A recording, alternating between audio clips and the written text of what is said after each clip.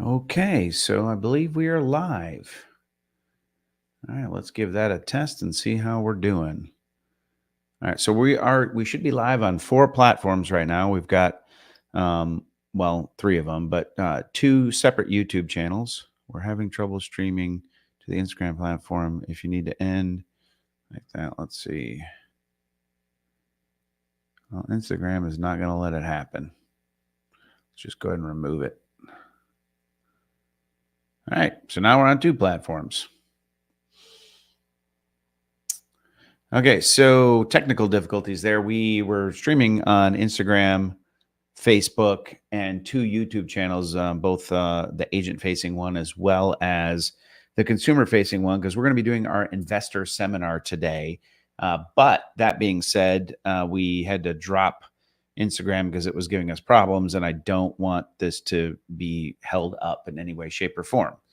Okay, so right now, if you would so kindly in the comment section, just let me know if you can hear me and if the audio sounds good.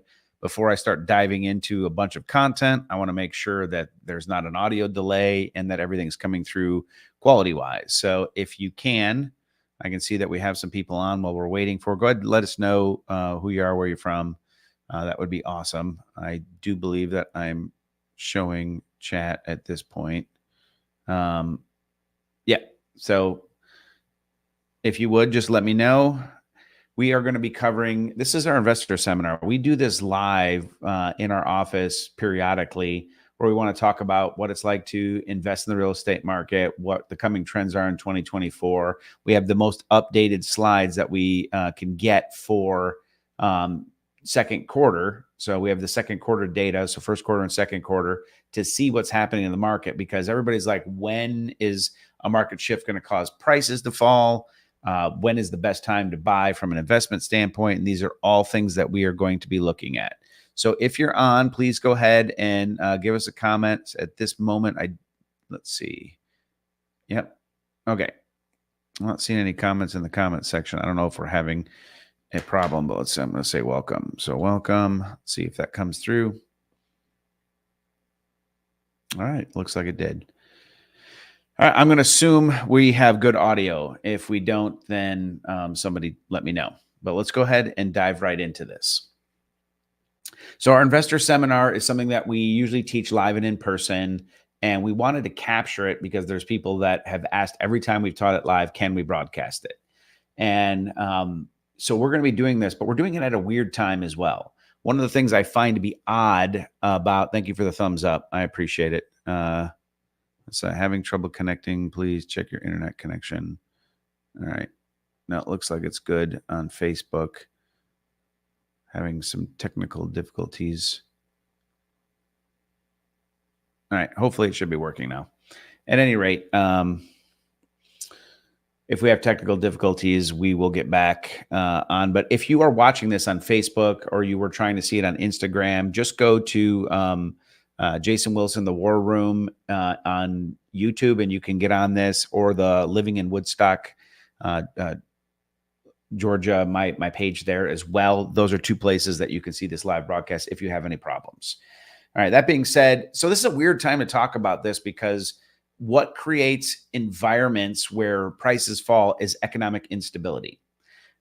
Over the last several years, we've had some challenges economically coming back from the pandemic and all the things that happened with that. Now we're facing all kinds of weird things. So let's just say in the last couple of weeks since we decided to do this, we've had the attempted assassination of a presidential candidate as of Sunday. So yesterday, the current sitting president, Joe Biden, has decided to bow out of the race for seeking a second term. We've had just all kinds of things go on, and all of these things affect consumer confidence. Consumer confidence is a big, huge deal. If consumers feel like the market is going to continue to hold, they want to keep investing. Now, where they invest also gets affected. One of the things is real estate investments, although it can have a much larger ROI, much larger return on investment than the stock market's historically long term. However, it oftentimes will require work skill, some maintenance involvement.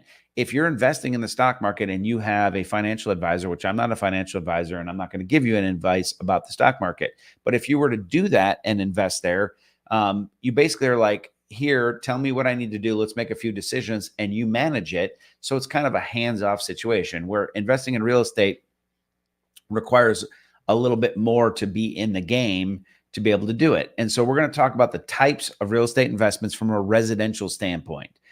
I'll remind you that all of these, or a majority of these, exist in a commercial setting. Some don't, but a majority of them do. And yes, you can duplicate and or do these inside of those environments. But that being said, that is not a requirement, right? So we're going to focus specifically on residential. Okay, so I'm going to go ahead and share my screen with you. Let me go to the top here and slideshow. All right. So here, this is my whiteboard for the day. So this is what we're going to be talking about is these are the investment types. We've got short-term rentals. We've got midterm rentals. We've got long-term rentals. We've got flips, and we've got wholesale deals. So all of these are going to be valid ways in residential real estate to be able to make money.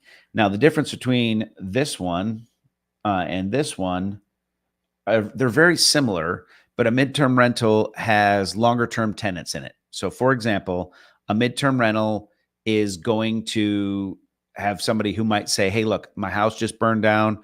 I'd like to rent your short-term rental, a furnished property, for about 4 to 6 months. Well, I wait on an insurance claim to either buy me out of my empty burned down house lot or to just repair my house, which could be longer. So that's a midterm rental. It requires less maintenance, less turning. Where a short-term rental, on the other hand, is a lot more involved. So you're going to have people coming in and out, sometimes 3, if not 4 in a single week, turns that need to be done, which in that case, the property is getting eyes on it from your cleaning staff 3 or 4 times that week, because every time somebody comes and goes, the property needs to basically be reset and cleaned like a hotel room. Then you get down to our classic long-term rental scenarios. These are the ones that a lot of people gravitate to simply because long-term rental makes the most sense when you want a more of a set it and forget it. I'm never going to be a huge fan of set it and forget it across the board when it comes to describing real estate, but long-term rentals require a lot of diligence on the front end where you have to do background checks, job and income verification checks, all kinds of checks. And then you put somebody in, assuming you have a good tenant and your front end work was good, your marketing was good, and you got the rent you needed out of it. Now you're just simply collecting, right? And then the management end of it is for problem areas. If you're a landlord who was proactive and did a lot of repairs to the property, then you're not going to have as many maintenance issues unless you have a tenant who's just like a house wrecker, right? So assuming you have a good tenant who pays well, who cares for the property, and you are a landlord that did a lot of the stuff on the front end, then you just don't have this problem. It's just not a thing. All right. And then, of course, flips. This is where everybody talks about wanting to get into the real estate business is flips, right? So they're looking to, buy for $250, put 50 grand into it, and then sell for $450. And after they pay, whatever carrying expenses they have, hopefully net $100,000, right? So that's what they're ultimately looking to do in this. Now, this is very appealing because house flips is a great way to accumulate cash. And those that don't have the money, this money to put in here, or they'll tend to do with this is they'll do a wholesale deal. So they'll try to create this deal at this price. And then what they'll do is just try to sell that deal for $260,000, letting somebody else pump the 50 in, get it to the 450 market, pay a real estate agent, sell that whole thing, and they make the $10,000 in a wholesale fee. So those are 2 different ways that you can see that go through. And obviously, as we had it down here, as wholesale deals. Now, that was wholesaling a flip deal. So this is you getting it under contract and wholesaling it. Buying wholesale deals is where you become this person. You're not where you're looking to go to wholesalers and say, hey, do you have anything? And they're like, yes, I do, for $260,000. I have this deal. You need 50K equals 450. You can make $100,000 after expenses, or in this case, because you paid that more, you're down to 90K. So you're actually here.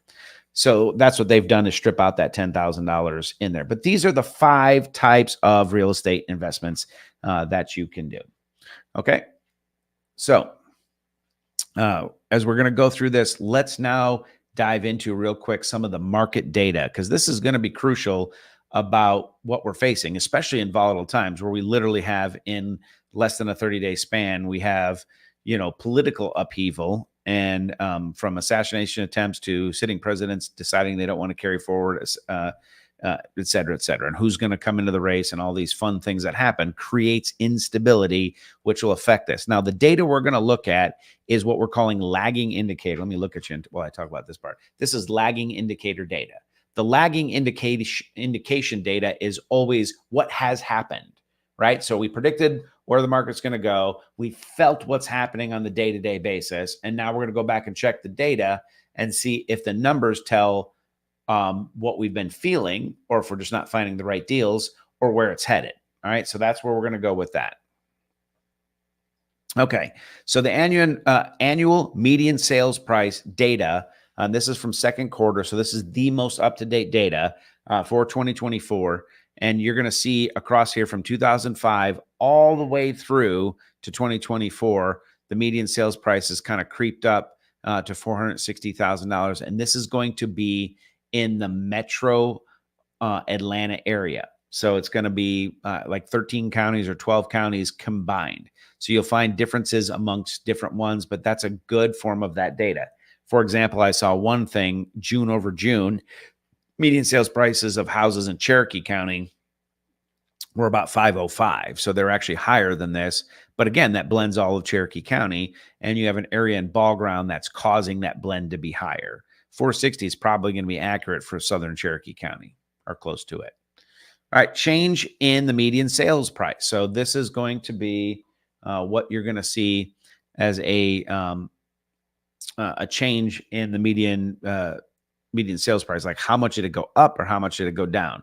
Now you can see across this huge hump here, everything went up, right? So this is pre-pandemic. Then you come into here, all this seems normal. And then you had this, which if you were in real estate, you experienced this with your listings. If you bought and sold or invested, you experienced this. Then as things went down, we went to this flat, which is amazing. There's a 0 here. And then we had a -1 on the median sales price. And then we've now climbed our way back up. In Q1, 7.3%. Nobody saw this coming. This is where the interest rates climbed. And then I think people got used to it. We're at 6% here. So a little bit down, not terrible. Okay, so now this is going to be Cherokee County specific. The numbers of sold in each one of the areas: Northwest, Northeast, Southwest, and Southeast Cherokee. I don't know why they missed the SE here. All right, this gives you your total numbers sold. And this is the year-to-date percentage change in the number sold. All over Cherokee County, it's about -1.1%. So it's down in the amount of units sold specifically. Now, Northwest Cherokee is up by 10. Northeast Cherokee's flat at 1%. And Southwest Cherokee is down -15.1%. Now, that's not values down. That's the number of units sold. And then Southeast Cherokee's up 12.1%. So that's kind of key for you to look at. Is there's just an area where people are holding. Now, this is probably because there's more move-up buyers that could sell, but they're waiting for the right thing, where these are where people are having to move. And in the Northeast, it's just kind of holding flat. Foreclosure percentages, still fractional. Nothing here, 0.4, 0.4, and nothing here. So it's just marginal at best. Total distressed property, same story, exact same data. Median sales price for the specific areas. Here's where this data comes in. In Northwest Cherokee, it is $484,900 in the Northwest. in the Northeast Cherokee, which this is going to be your ball ground area, this is 689,990. That is where you get the high blend on this. And then, of course, you got 463 in the Southwest and 525,750 in the Southeast. You blend this one and this one with these two, and that's where you come up with it being around 505 in Cherokee if you blended it together. So the change in median sales price is basically up 6%. It's up across the board. It's obviously not that big here because they've had 15% less units, so it only went up 2.9%. Some because people aren't doing business in that area. The average days on market still 19 on average. High is Northwest at 31. Northeast is at 22, 20, and 13. So Southeast Cherokee flies off the shelf. Realistically, 31 is still flying off the shelf, generally speaking. Now, if you've only been in real estate, for the last 3 years, then this seems like an eternity. If I had that little clip, I'd play the whole thing of 7 hours later. All right. Percentage of days on market. So they're up 18. You can see Northwest Cherokee's up 72%. Southwest is 100%, but Northeast Cherokee dropped 21%. Now you see up on average days on market 100%. Let's be clear. If you see that, well, that's basically like saying days on market were 12 days. Now they're at 24 days. It's up 100%. It's doubled. It's still relatively low. Now, if the days on market was 120 days and it doubled to 240 days, that's a significant amount of time. That's like adding 4 months to your waiting time frame versus adding 12 days. So let's, we need to be clear about what the data means as we're looking at it. We'll hammer through this boring part of this and be sure to get back to where we're talking about everything else here. So I'm just having to shift around because I have multiple screens going. All right, slideshow. All right, let's bring you back into the data pool here. All right.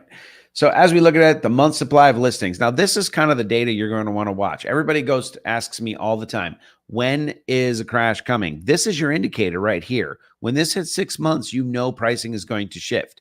Now, some of these have climbed dramatically.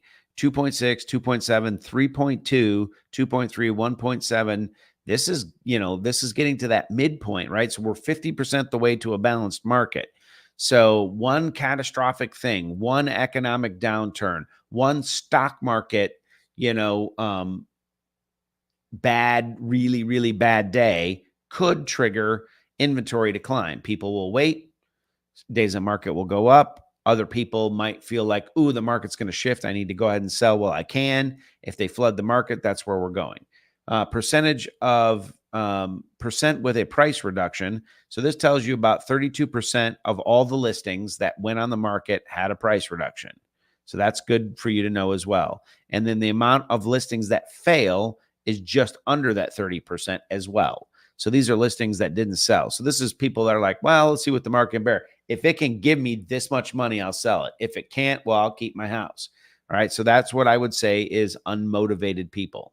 All right. The median percentage of sales to list price, meaning that it sold for what it was asking for, is on average 99%. So people are still getting what they're asking in general.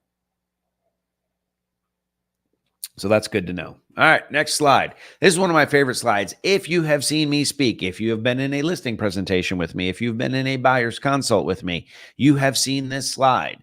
This slide is what we call the American Idol slide because for a really good reason. So when American Idol was really popular, we all used to tune in mostly for auditions. Why?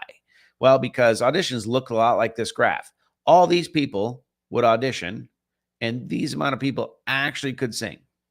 So people that want to sing sounded horrible and were hilarious to watch. People that can sing, right? So that's 2008, the data being tracked. As you come into 2020, 2021, this is what we call the widespread use of auto-tune. Everybody can sing. So if you can't carry a tune in a bucket, software will fix that for you and put the notes where they're supposed to be. This is where everybody could sell. Then we saw interest rates spike. This line here is the interest rate correlation. So you can see what it looked like through this downturn. As it came up here, this went up with it. So these spikes right here correlate with the amount of inventory. And now it's kind of settled in this between around 7%. Although today we're seeing mid sixes to high sixes in general, barring today's news. It is Monday. It just was announced yesterday that President Biden will not seek a second term. That type of news could affect the overall market for the day. It's currently 10:30 in the morning. I have not checked on that to know whether that's the case or not. So moving along to what's next on here, you can see that this inventory dropped again in 2023, and in 2024 has slowly kind of creeped up, and we're between the 3 and 4 months. This is your balance line. Whoop. When the inventory is, we'll go back. The inventory is above this line. It is a seller's market. So that in general, just on its base level, is where all of a sudden you're like, well, what happened when we can negotiate killer deals here? Now you're going to find some that you can negotiate off due to the failed percentage of listings that are on market, likely above what they should be valued at. And that's why 30% of them are failing. This is what we call our game board slide. This particular slide shows second quarter, the total amount of units closed in the 12 or 13 county area is 11,324 units. They on average got that 99%. So this is where that data comes from. And on average, they went for 19 days on market before they got that 99%. But that's everything. That's poured all in a bowl, stirred up into an equal consistency, and that's what you have. But if you break the story down, these are the ones, which is about 7,000 of the 11,000 that did it all right. They hired the right agent. They represent 62% of the overall pool. They got 100% of their asking price in 8 days. So that's where you feel the difference between this and this. If you say, hey, my neighbor put his house on the market. He had 5 offers and they sold in 5 seconds. It's likely to do with marketing and pricing right here. All right. The ones who did it all wrong, they represent 17% of the market.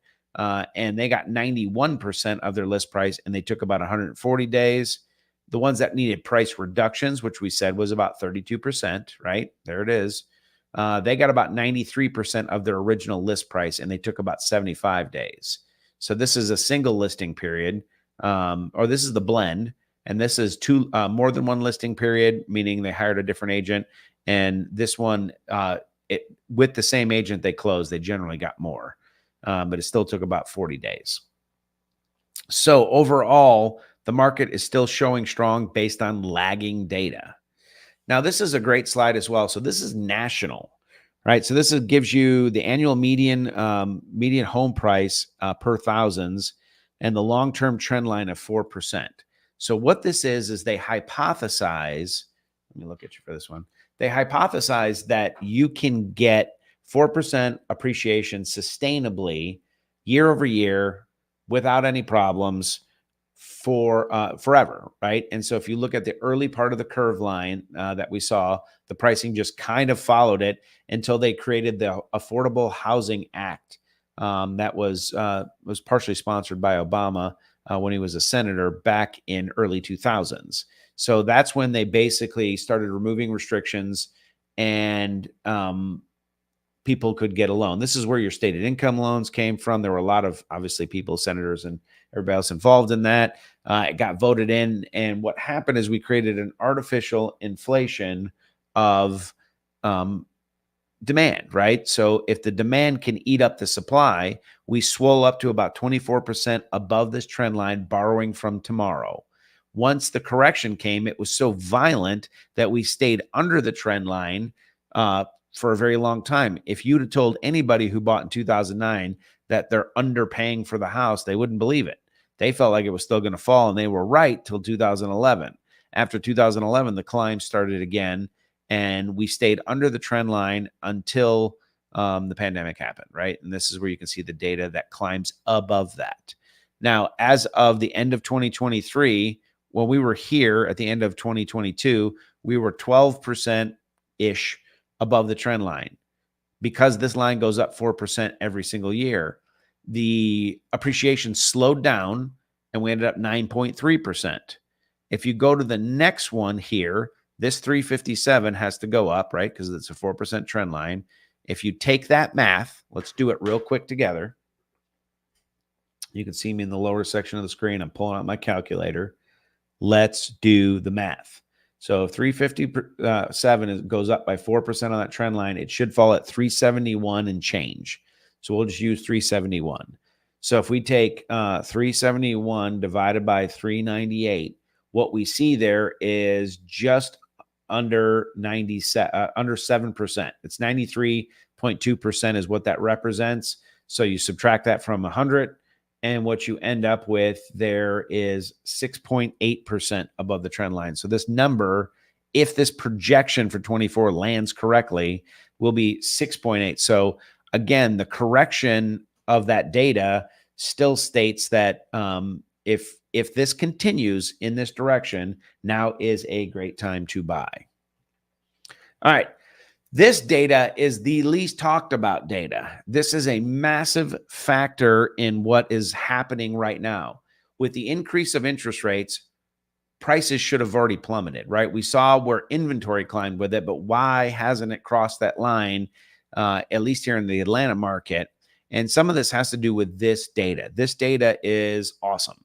So what this data hypothesizes is that about 33 years old, were kids that were born in 1973, statistically, new house formations would happen at that point. Now, my kids didn't stay anywhere close to 33 years in my house. They're not even 33 yet. I think my oldest is going to be turning 24 here this week. So she's going to be turning 24, and they've all left. But at 33 years, the data shows that new house formations happen.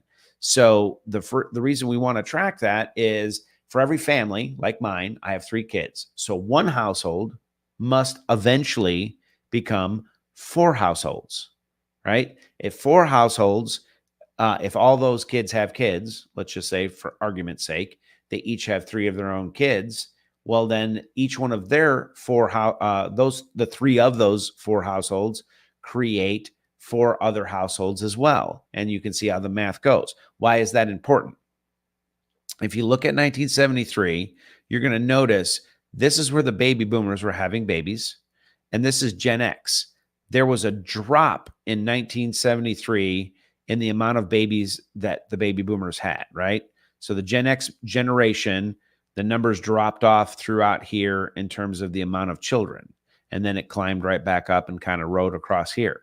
So if you go 33 years in the future to 1990, you see the peak of millennials that are being born here. Now let's check out the next slide and we'll see why this is important. All right. So huge drop in formations will happen in 2006 if you take 33 years from 1973. So let's add that on there. That's 2004, 5, 6, right? Because you got to add 3 to 3, so 6 and 7. So it's 2006 would be 33 years from here. That's where you get that number. Boom. In 2006, the demand for new housing formations drop.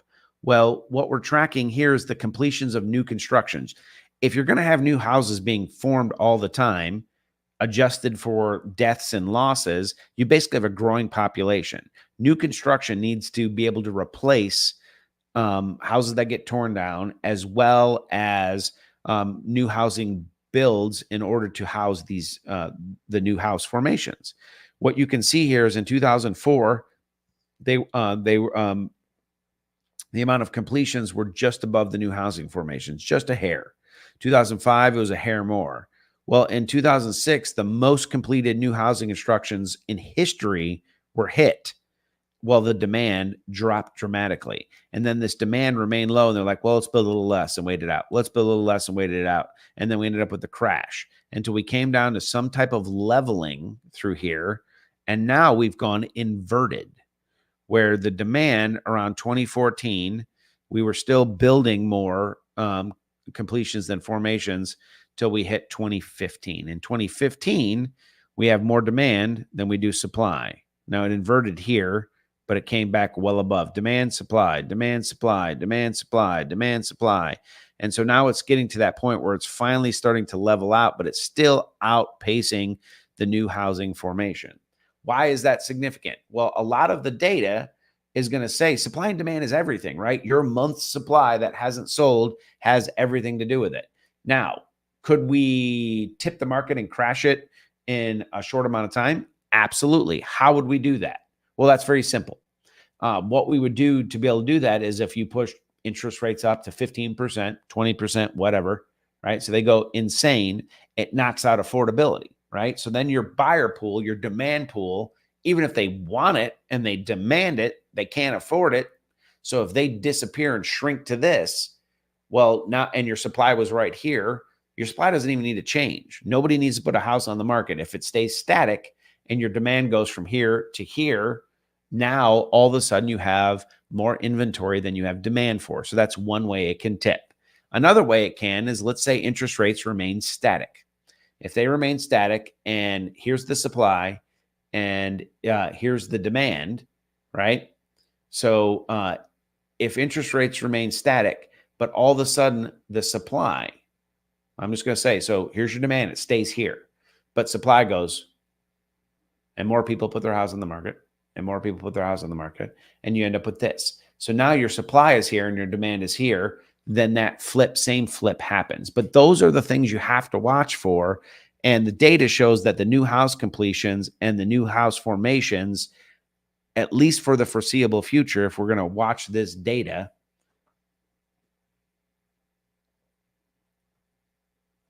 if we're going to watch this data, then you can see where we're at. From 1990, 33 puts you into 2023, which is where we currently sit. We just looked at that.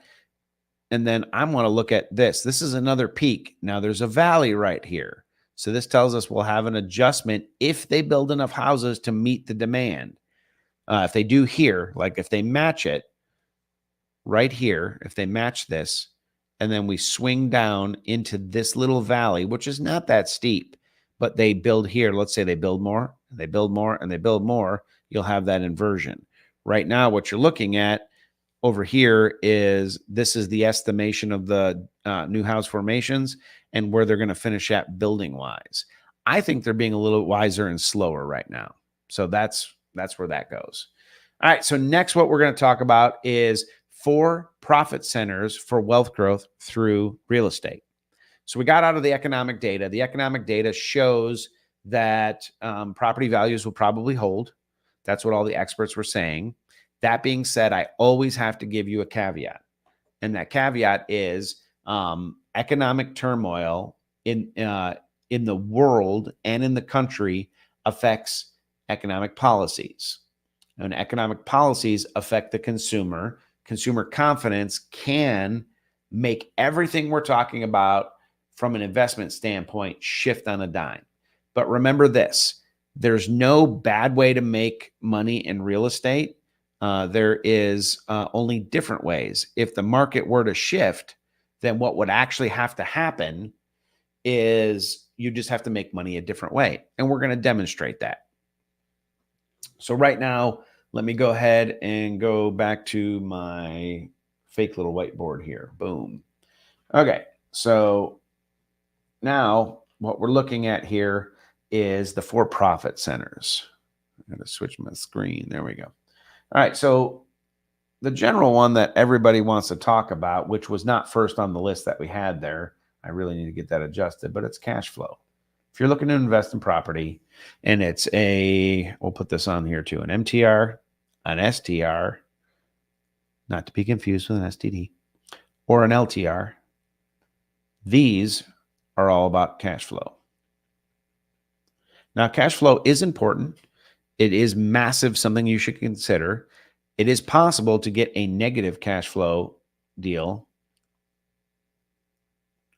I wouldn't advise it unless you have deep pockets. If you have a bunch of money sitting around or you make so much disposable income and you don't feel at risk in the current markets to have to do that, you can buy these kinds of deals, but you're really going to want the other 3 pieces of this to make up the difference.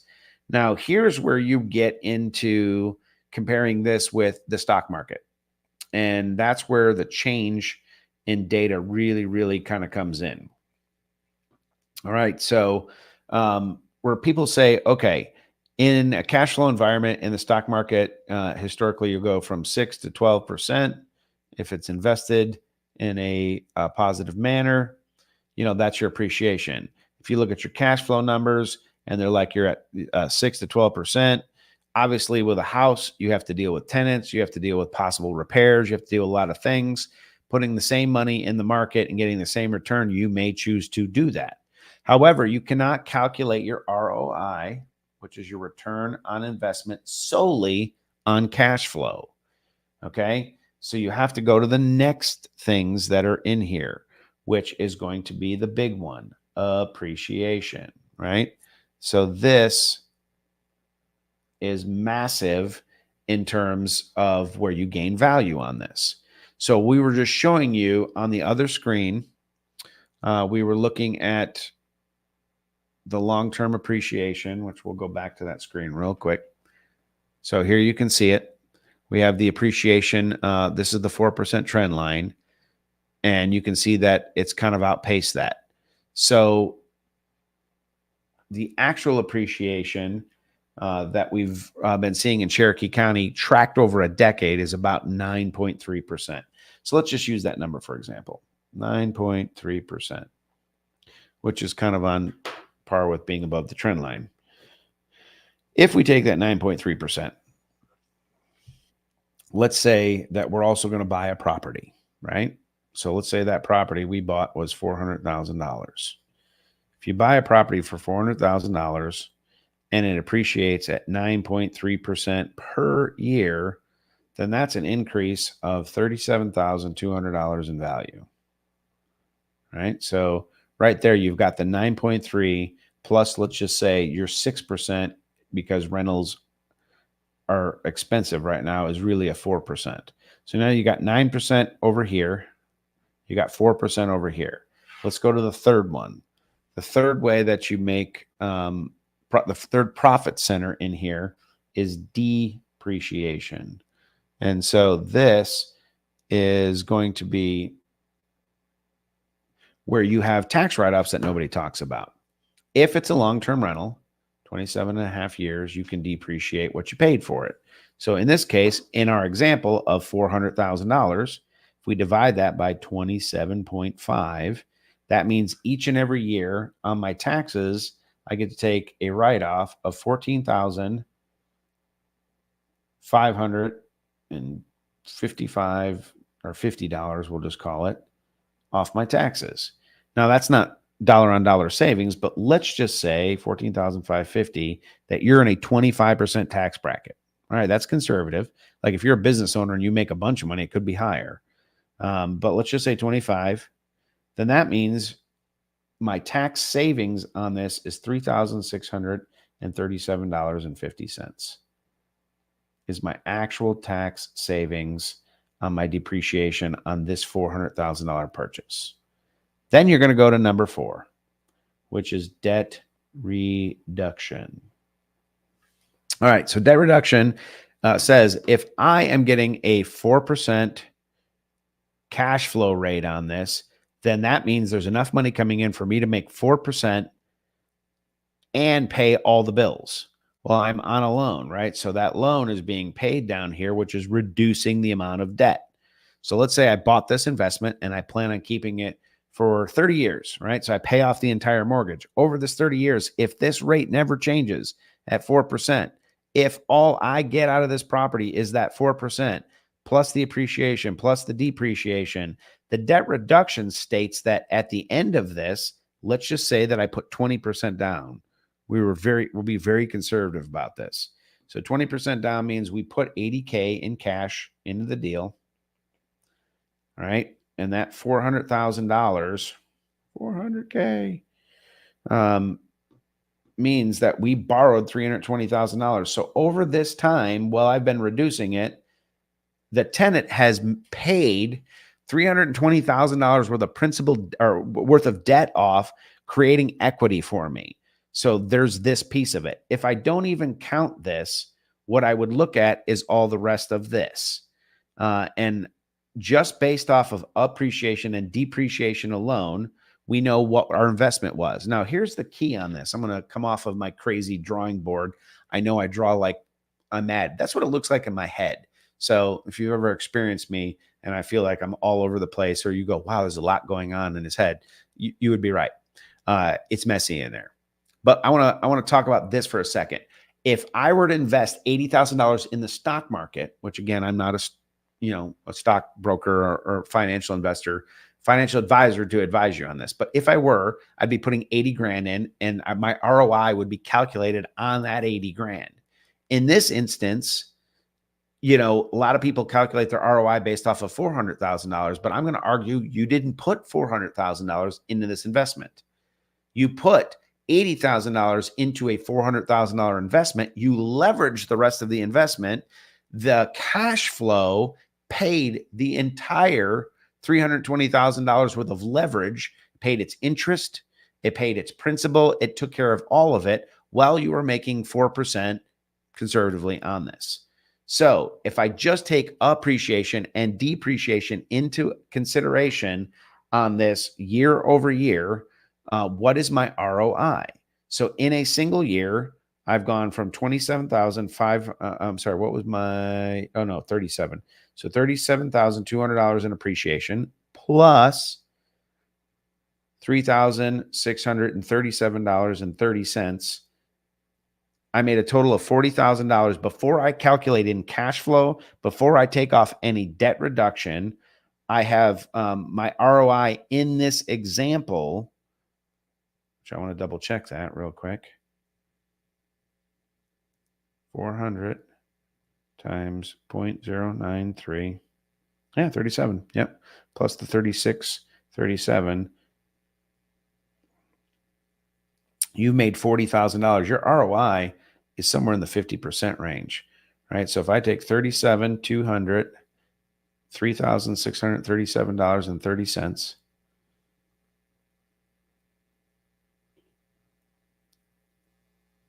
You are at 40,000. I should roll that up. 40,837. If you're going to divide that by 80K, your ROI sits at 51%. Well, it's going to be 51.04. All right, so that's where you sit with this. I drew all that on there where you couldn't see it. Let's put it up. All right. So this is where we arrived with it. $80,000 cash investment, $37,000 in appreciation. This is the depreciation tax write-off, equaling this number divided by 80 puts you at 51.04% ROI. Now, obviously, if you go with a smaller property, this number will fall. Let's do the same math again, just so you're getting the picture. And again, we're only talking about these two. I'm leaving cash flow and debt reduction off the table because they're hard to calculate, because in the first few years, the debt reduction isn't linear. You're going to pay way more interest on the front end than you are on the back end. Assuming you keep it for all 30 years, you could divide that by 30 and say that's what it is, but it's lesser in the first 15 years than it is in the last 15. So we're just going to leave it out to calculate. Now I'm going to do a small investment, $200,000. All right, so I get something for $200K, which means I put down $40,000. So I put down half the amount of money, right? I'm going to get that same appreciation at 9.3%, $200,000 times 0.093. So I'm going to have $18,600 a year coming in for that. I'm only going to get to write off, divided by 27.5, $7,000 a year, which at 25% tax bracket only makes me $1,818. So this is my tax savings for this write-off. And by the way, this is why people are like, I need to buy another house, because they're trying to get this. They're trying to get the write-off to lower their taxes. So you get this number with this number. Now you've made $20,418.18. All right. And then you're going to divide that by the $40,000 you put in. And it still actually comes in right around that 51%. Now, what your 51.04. So it stays static. It's just a lower dollar figure. Clearly here, you made $40,000 up here, where you only made $20,000 down here. Now, where the argument comes in is, well, we're not going to have 9.3% appreciation year over year forever. Agreed. Let's go with the 4%. Rerun the numbers. We're going to go back to the $400,000, 400K times 4%, a way more, 50% less money coming in on this transaction. 50% less in terms of appreciation. So now you're making $16,000 in appreciation at 4%. Okay, so that's what that number looks like. You're going to take your $400,000 and you're still going to divide that by 27.5, and you get 14K there, and that's going to go 25% taxes, $3,636. All right, so now you're going to take that plus your 16 grand. Now 16, 1, 2, 3 plus 3,636. You got $19,636, and you still put 80K in. So divide it. Did I go in eraser mode? 80,000. And you end up with 24.5% ROI. If you add in the cash flow at 4%, now you're at 28.5%. If you add in debt reduction over time, even if in the front end it's only 1%, you're at 29, and on it goes. So right there, you can see, just based on how real estate works, your rate, your return on investment is based off of the money you put in, which is why it's not linear, right? I can't buy, at least to my knowledge, and again, I'm not a stockbroker, a $500,000 stock investment that I only put down $100,000 on, but can capture all of the market's 10% on the $500,000 and have a cash flow model that's paying the bill on the $400,000 I borrowed, right? Now, maybe I can do that. I can go borrow 400 grand from the bank, buy $500,000 worth of stocks, pay the interest and the principal out of my pocket, for years to get that same gain. But the cash flow model is what nullifies that. If you have a positive cash flow, somebody else is paying the bill. If you average it over the 30 years in its entirety, you can take that $400,000 investment that you've got, the $320,000 that they borrowed from you over 30 years, and you're gaining another 10. If it were linear, and it's not, that's another 10 grand a year that gets added into that investment. That's another eighth of your 80% down that you get over that 30 years. The ROI is just unbelievably massive in real estate. So I feel like we've beat the math horse to death. So now that I've covered that, we're going to go ahead and move forward with the next thing. All right, so let's go back to the presentation slideshow. Got it. Okay, so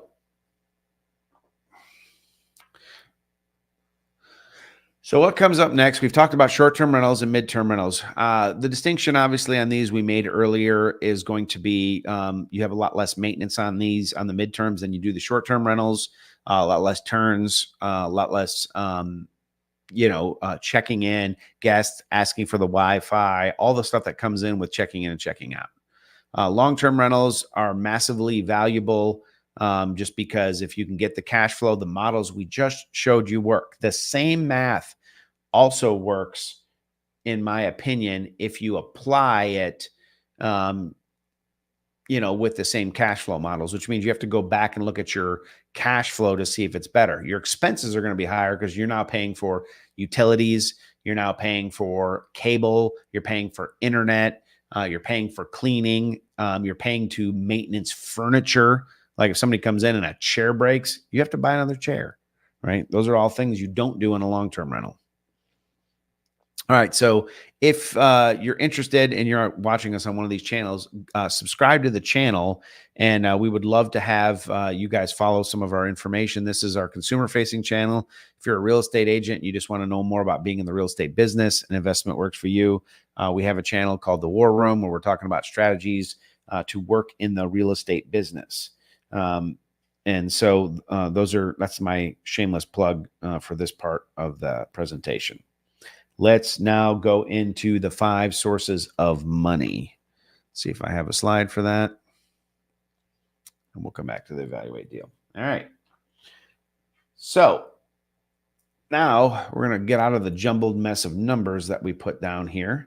And what we're going to do is we're going to talk about 5 sources of money. So now you want to get into real estate investing. We have given you all of the information that you need from a real estate investment. I'll talk to you. Real estate investment standpoint is, this is why it's valuable. It's how come you make way more money, what the different types of investments are. But now we got to talk about where we get money, right? If you're going to be borrowing to do this, if you don't have the money, obviously there's wholesaling. Wholesaling is more like deal engineering. And I do want to make a point about this because I actually had this come up once in a deal that we currently have under contract.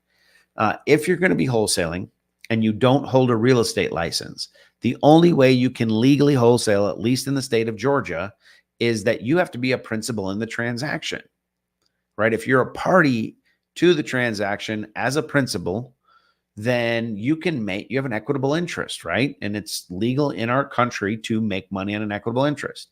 However, if you're a wholesaler who thinks of yourself as somebody who brings buyers and sellers together and you're not a party to a transaction, then you getting paid is not legal, at least in Georgia. So we had a situation where we had an investor that wanted to buy a property. He got the property under contract, has his earnest money in there. His earnest money is not refundable at this point. For whatever reason, his hard money lenders didn't want to do the deal. And so he's like, well, rather than lose my earnest money, let me go to one of my wholesaler friends, see if he wants the deal and he can find us a buyer. Okay, that's completely fine. So goes to the wholesaler. The wholesaler says, show me what the deal looks like. Let me shop it. They find a buyer. Now they've got a buyer who wants to buy it. I don't know anything about the buyer. For all I know, the buyer is the rehabber that's going to come in and fix the house and turn around and sell it. So you've got all these multiple layers. Well, the wholesaler bringing a buyer together and helping out his friend who was an investor who was going to fix it and flip it himself can't get a fee or a commission for having done that unless the party that we were representing assigns the contract, assuming the contract's assignable, to the wholesaler. Then the wholesaler assigns the contract and charges his wholesale fee. We'll make up a number and say it's $5,000. He assigns a $5,000 wholesale fee to this end consumer who's going to buy it, rehab it, and fix it and sell it. So in that scenario, completely legal, doable all day long. However, if it was going from the client straight to the end person and he's the one who put it in the middle and he wants to charge $5,000 for bringing a buyer and seller together, that's called being a real estate agent. If you're going to do that business, get a license. The reason we have to have a license is because the state says if you're going to bring buyers and sellers together and charge a fee for it, you have to have a license. But then some people are like, well, Jason, you're just not a savvy investor. We do this all the time. Well, if you do it as a principal where you get the contract saying, hey, I, Jason Wilson, as a buyer, want to buy Billy Jean's property. Now, and in my contract, it says I can assign that. Then I go around and I find Bob Smith as an end buyer. And I say, hey, Bob, I got this deal. I have it contracted for $200,000. I'll sell it to you for $210,000. Bob says, I'll take it for $210,000. Great. Awesome. I assign the contract to Bob. Bob closes on it. On that settlement statement, I get my $10,000. The first buyer got their $200,000. The N1 got paid $210,000. I got the 10 in the middle. As a principal, I happen to have a license, but I'm not required to have a license to do that because it's a principal in a transaction. It's an equitable interest. That's the workaround on that. So I say that because it came up in a recent conversation. So you get a deal, right? You're not doing the wholesale route. We need to talk about where you can get money. That's a big thing. So we're going to go back to the blackboard. All right. So here we are on the blackboard. Sources of money. Number one, you have your basics, right? Conventional. You have a conventional. I have horrible handwriting. Conventional mortgage. So this is anything that is going to be, we call it Fannie Mae, Freddie Mac. Can be sold on the secondary market. You might even hear Ginnie Mae. Some of those type of terms. Conventional mortgage. All right. And they're conventional investor mortgages. Your best pricing on these is going to be 25% down. It's not required. You'll find some products with as little as 10% down to be able to do these deals.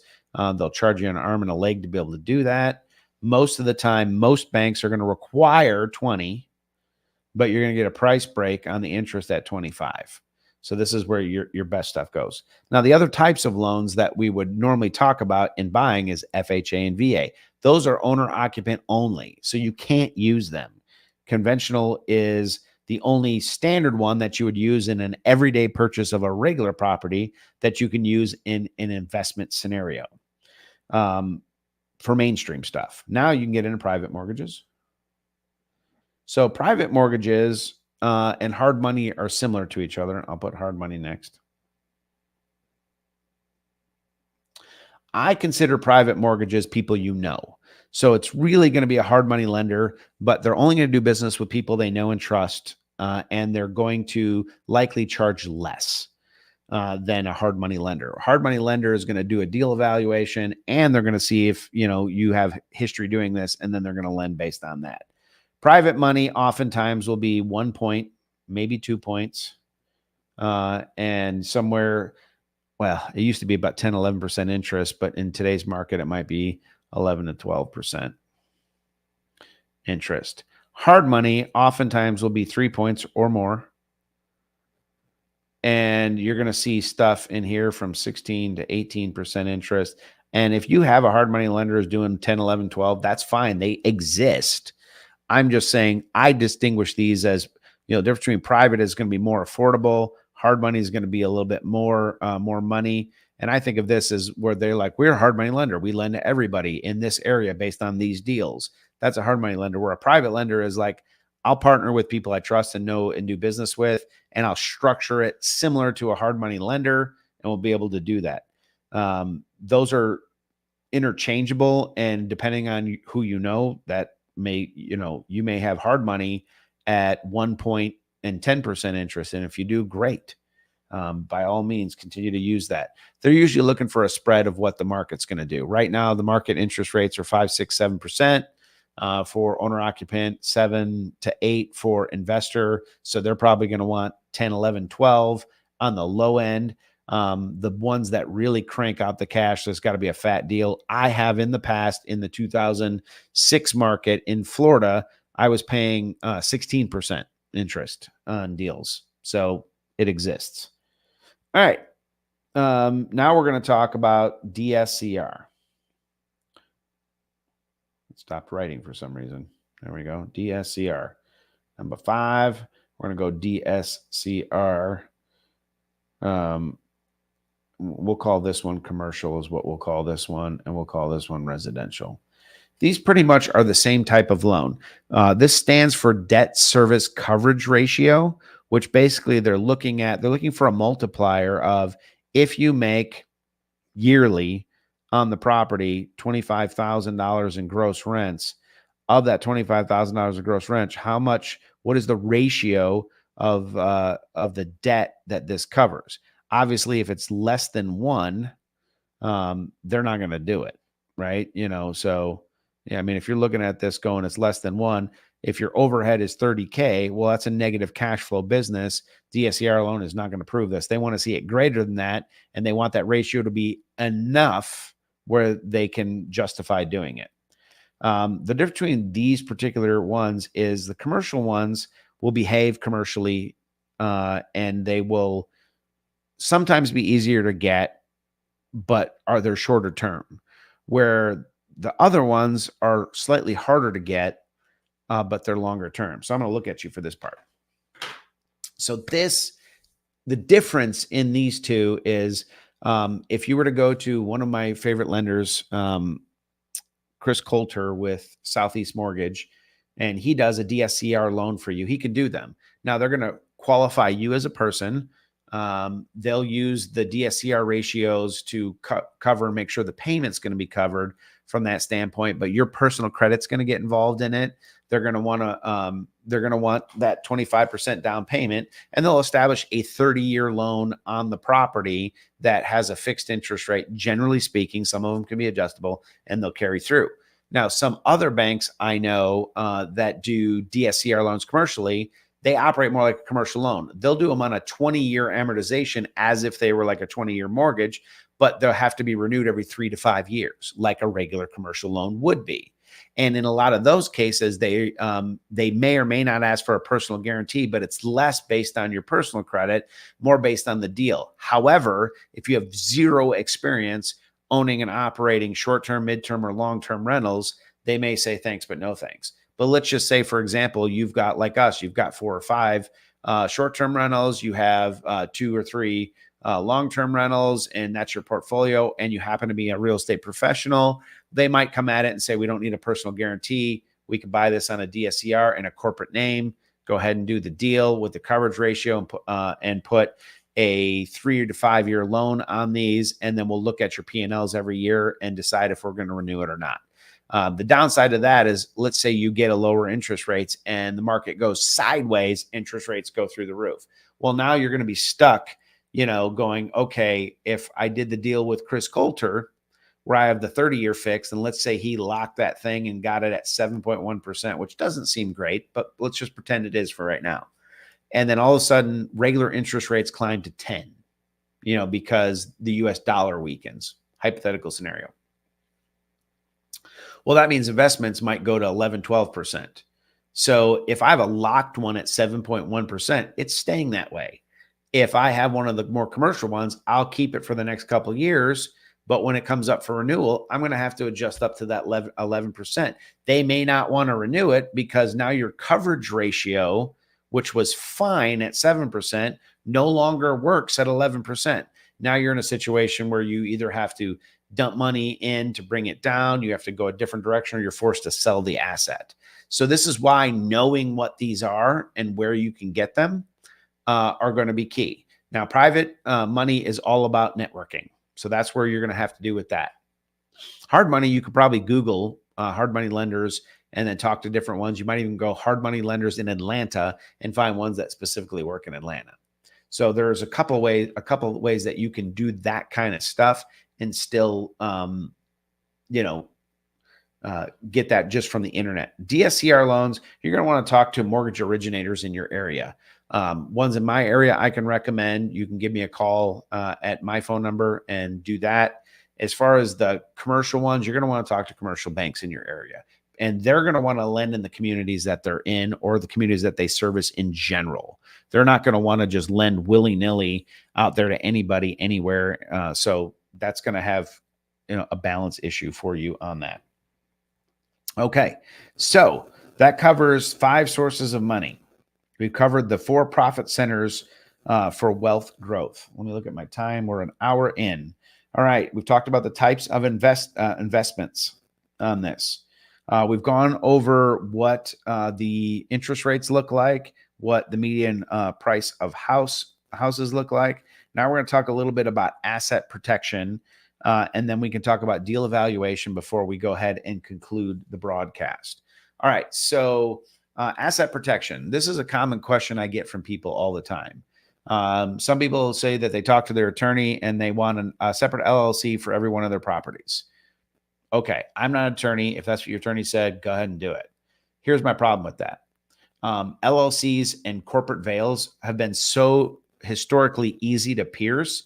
And if you commingle the funds or you didn't follow some stipulation, you didn't have your annual meeting, you don't have your book, something's not registered right, you bought something on your personal, paid for it out of your personal money and then reimbursed yourself, kind of mingling those funds. It's so incredibly easy for them to pierce that. So from an asset protection, I just don't see it as all that great.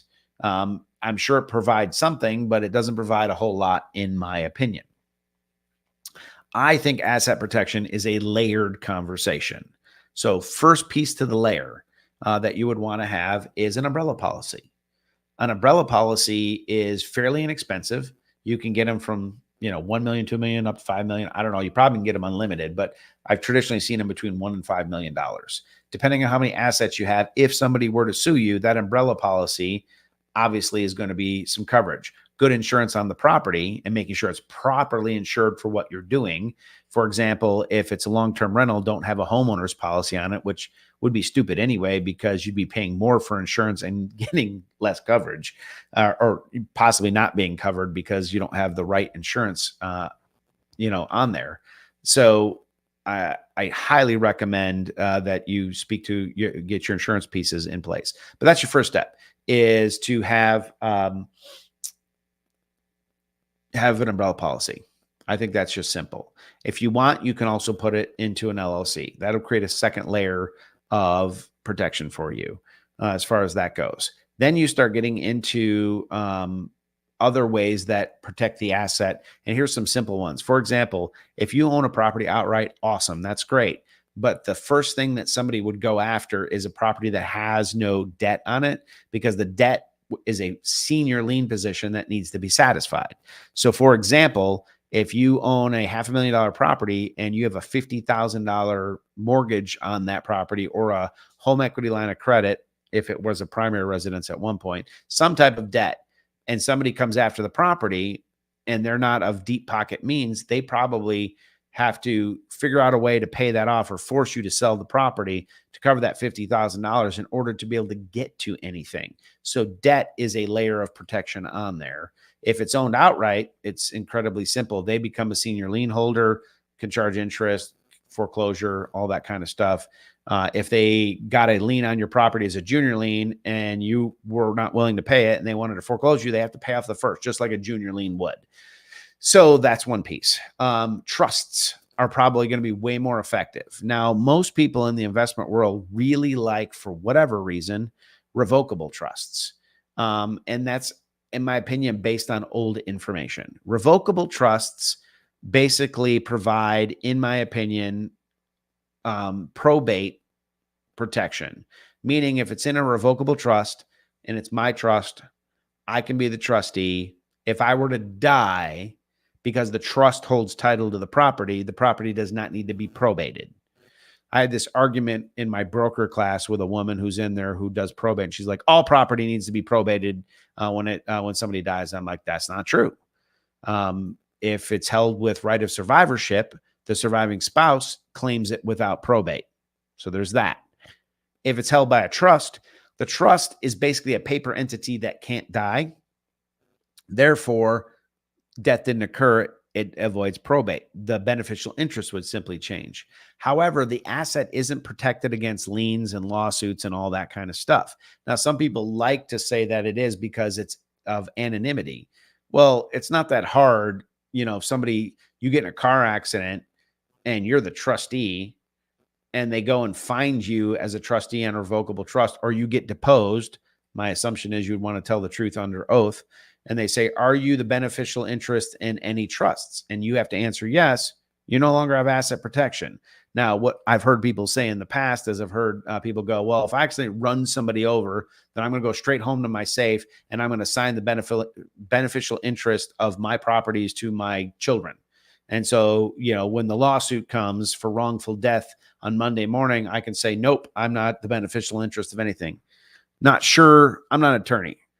I'm not sure how that would hold up. I mean, that seems like, well, you were, a few minutes ago. Could they go back on that? Perhaps. I don't know.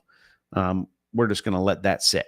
So then there's irrevocable trusts. Now, the reason people don't like them is because they can't be changed, right? Irrevocable. Plus, there's a tax ID number, which does create a more or an IRS could track what's happening with that particular asset. However, there's some rules around the irrevocable trust. If they're drafted correctly, and there's a handful of attorneys I know that can do them, where you can move real estate in and out, you can still retain your tax benefits for your primary residence being sold and not having a tax liability.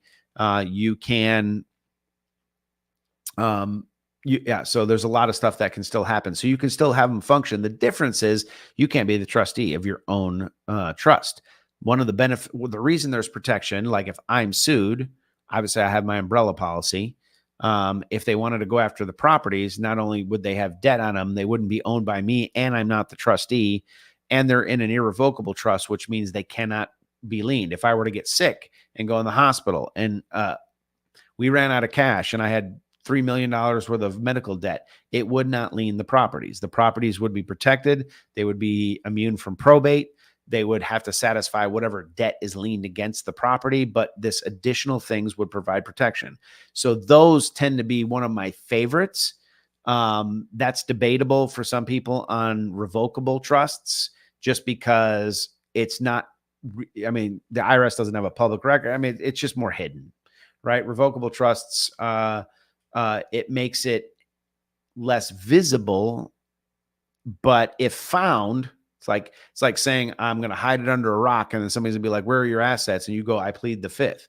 Well, you can't plead the fifth on disclosing your assets in a lawsuit, I don't think, because it's not incrimination. It's just you're hoping they don't find it, and you can move it to some other location beforehand, is the way that thought process works. Where the other one is, well, we know about it because we know that you're the beneficial interest of this tax ID trust, and this person is your trustee, but there's nothing they can do to attach to those things, generally speaking.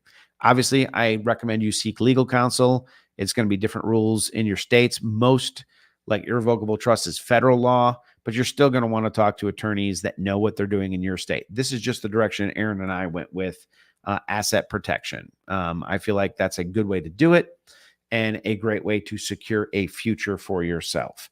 Now we're going to talk about deal evaluation. Okay, so from a deal evaluation standpoint, that's going to be very subjective.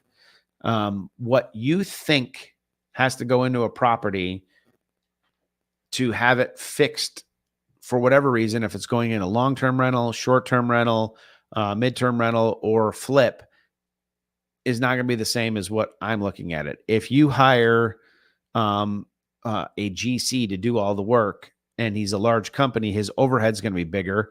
I know GCs that do incredible quality work, and they can come finish my basement, and it'll be $110,000 job just to finish my basement. Well, if I have to spend 3x on the repair, a deal that might be a deal for one investor is not a deal for another investor. So you can't unilaterally come in and say, here's the deal, it's got $50K in repairs, and go from there. You might want to procure your own subs for your own properties that you hold title to, where you can get contractors that do tile work, some that do framing work, some that do kitchen cabinet work, some that do window work, some that do roofing work. And you take the combination of those things and you GC it so that the work gets done and you're able to create more margin. So that piece is a seminar in and of itself, is how to evaluate repairs, costs, where to get materials, who to work with. That's all very, very, very subjective things. So I'm not going to dive too far into that.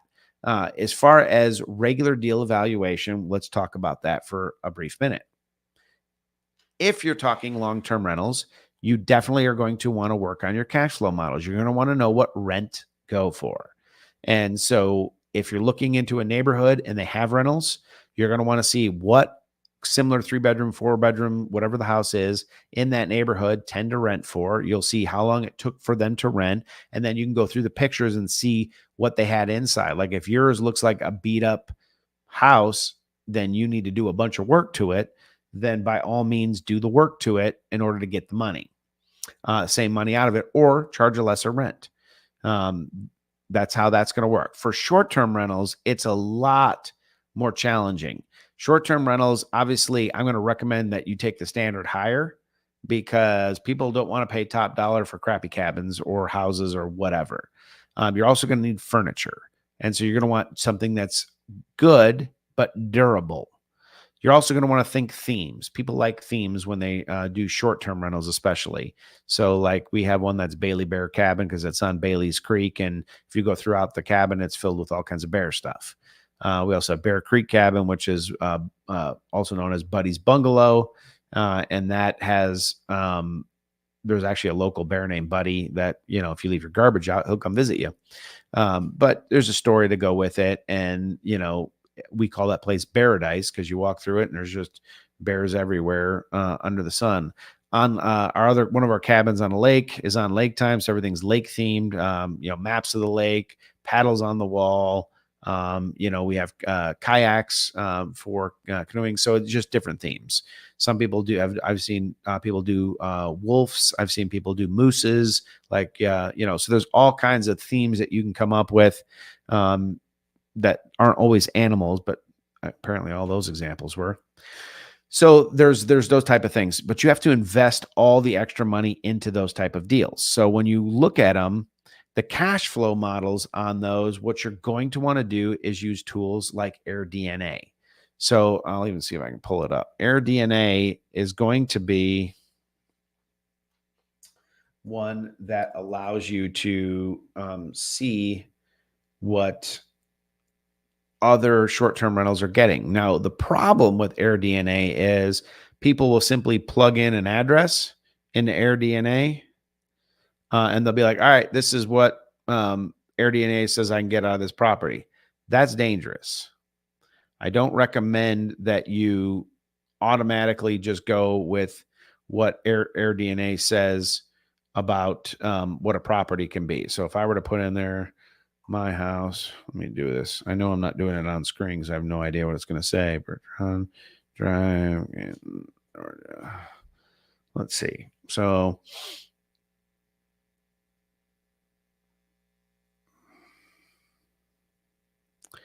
when you click on one of these properties and you show them, let me see if I can do this by showing you the screen. All right, so you're on AirDNA and it's just Georgia market. It'll show you how many short-term rentals there are. And then you look down here, you're like revenue, $198,000, 98% occupancy. These things can make a ton of money. Boom, boom, boom. You can't just go off of these. You have to go down the list of these particular properties and find out where they are and which one is most like what you have, and then be able to do it. Like, for example, this one is in Lake Arrowhead. Right here, it's a 3-bedroom, 2-bath that can hold 8 guests. It has 5-star reviews. It's showing a revenue of only $108,000. So this one and this one are not going to be comparable at all. Even though this one's a lake property and it's making less, it's probably in the Narrows, which is an area of Lake Arrowhead. Yep, that's exactly where it is. Has a lot of deck space. And then it's got anecdotal pictures. Okay, so they did a live edge, you know, tree top type of a deal. They've got upgraded granite in here, so you can see the quality of things that you're going to look at on this. But you would use this data if you were also buying in the Narrows on Lake Arrowhead and you were going to rehab to this quality. You would then use the data from this particular one as one of your sources to go, okay, they only have a 63% occupancy, so there's room to go up on occupancy, but it might be because their average daily rate is $490, which is quite expensive, and they're pulling about $108 in gross revenue. But you have to understand those particular what gross revenue actually entails. And so that's not going to be that would literally be gross. Usually what that includes is everything that they make on cleaning fees, which oftentimes is a pass-through cost. If you charge $150 for a cleaning fee, it's going to include it as part of your revenue, but that $150, you basically got it and then paid to somebody. So you're going to have to make sure that if you use those gross numbers, when you do your evaluations, that you have PITI, principal, interest, taxes, insurance on the property, utilities, internet, repairs, and including cleaning fees. And then you're going to want commissions from the platforms. So platforms like Airbnb and Vrbo charge fees that they'll take out of those gross rental numbers. So once you start looking at all that, if it's $108,000 and you're paying $900,000 for that piece of property, it may not be the type of cash flow that you really want. Maybe it is, maybe it's close. It also will depend on how much money you're putting down. So these are the ways you're going to evaluate deals. So if you are interested in investing in real estate, and you go, hey, I see a property like this one on the market, I'd like to talk about it. What we can do is sit down and do an individual consultation if it's in our area and help you find investment properties to build a portfolio to be able to have your own retirement with these large ROI returns that we were talking about. If I told you, hey, ABC stock on the market is producing 30% return on investment, we would all just plug our money there, sit back and get rich. The reality is real estate pays much higher dividends, but it also has the risk, right? If you don't have rental income coming in because the market got saturated, because something shut down your ability to rent the property, you still have the bills that you have to pay on this. That is the downside to this. So you're really going to want to minimize exposure, maximize profits, find a nice even road, and make sure you have properties that have room in shifting markets where you can still cash flow neutral them. So in other words, they're making positive cash flow that if you had to lower prices, that you would still make money or at least break even so that you could ride out any downturns in the market.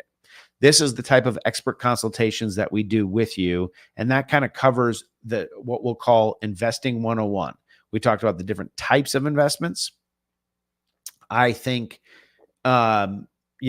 wholesalers are people you may want to get to know that have deals that you can buy. Some of them are out of their mind on what they want for the deals. Don't buy something that doesn't make sense. 90% of every deal I look at out there is not a deal. So if you see one, I run the numbers on it and I want to play a little bit more conservative and safe. Doing 100% leverage deals is dangerous, especially in a shifting market where we have political volatility happening. We have market volatility happening. There are pop-up wars throughout the world. There's a lot going on right now that I would play a little bit more conservative. If in fact we do experience a huge market shift where prices start to fall, if that happens because of confidence in the US dollar, usually what will happen is a government like the United States on a fiat currency will likely start to raise interest rates to protect that falling dollar's value. If they do that, think about it this way.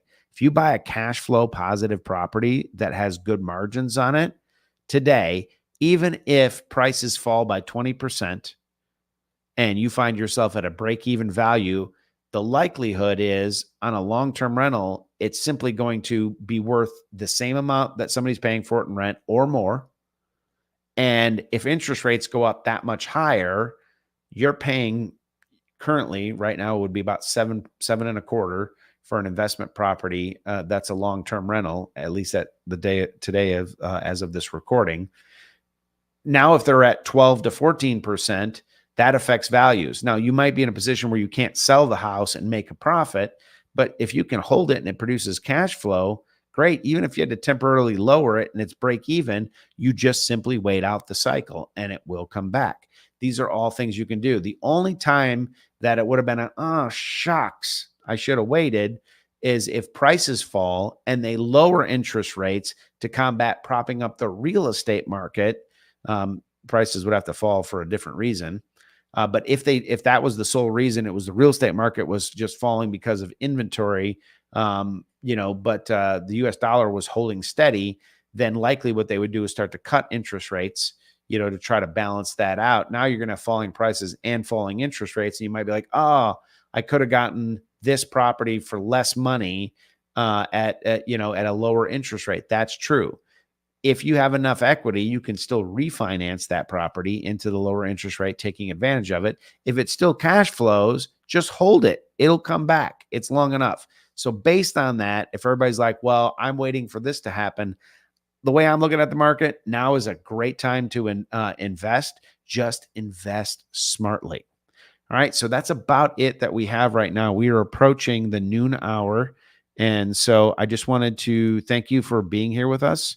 I believe we were able to hopefully stream on Facebook as well as on 2 of the YouTube channels. And I appreciate you guys so much. If you have any questions, feel free to reach out. I'll throw in the comments section my phone number in case you want to reach out to me directly. you can. We would love to hear from you. I hope you can see that. I guess maybe I have to put it and make it show. There we go. So there's my direct cell phone number. If you have any questions or any comments, again, we would love to hear back from you. I appreciate you guys hanging with me. It looks like all of you did for over an hour and 24 minutes. This is our 101 class on investing. In the future, we'll be doing smaller mastermind deep dives on short-term rentals, long-term rentals, and just kind of dialed in on some more of the specifics, and then masterminding about what we're seeing in terms of who's getting what deals and what rental markets are really, really working, because there's a handful of outskirt rental markets where prices are still low enough and the rents are high enough that it makes the margins work. Finding that locally here in Cherokee County is a bit of a challenge. Not that they don't exist, but it's just more of a challenge. I look forward to speaking with you guys in person. Until next time, take care.